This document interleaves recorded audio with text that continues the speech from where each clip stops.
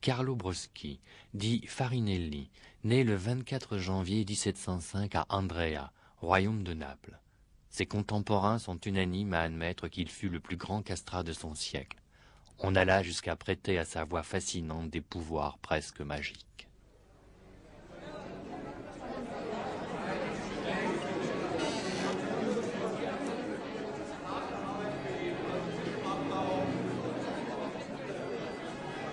Que reste-t-il de la voix d'un castrat?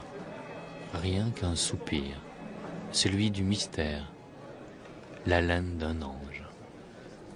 Il y a plus de 2 siècles que Farinelli a disparu, que sa voix s'est éteinte avec ce souffle qu'on disait divin.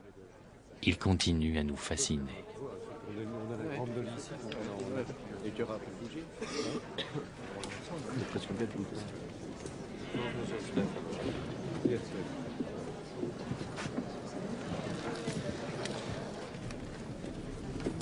On y va? Oui, attention! Attention.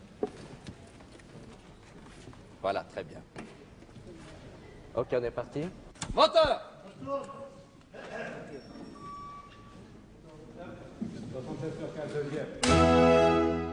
Action!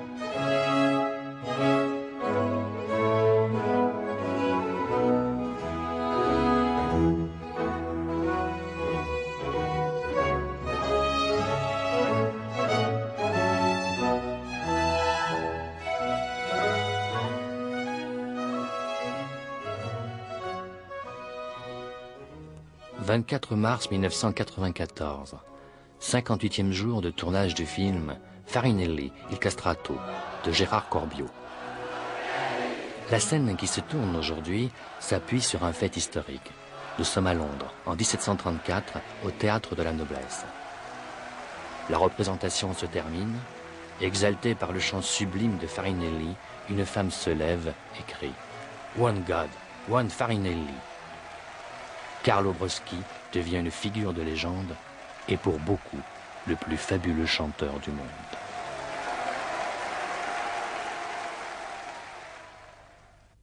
Le jeune garçon doit être castré avant l'adolescence, idéalement vers 7 ou 8 ans.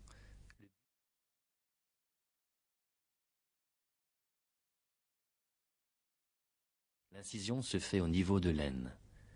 Le cordon inguinal est sectionné, les testicules ne sont plus irrigués, ils s'atrophient rapidement et sont désormais incapables de remplir leurs fonctions. Le chirurgien était souvent le barbier du village. En guise d'anesthésie, on administrait à l'enfant une potion à base d'opium et on comprimait les jugulaires pour plonger le garçon dans une sorte de coma provisoire. L'absence de mue, provoquée par la castration, conservait à la voix la pureté des aigus de l'enfance, la souplesse cartilagineuse et l'agilité du larynx. De petites cordes vocales comme celles d'une femme et une soufflerie énorme faisaient des castrats de véritables monstres chantants.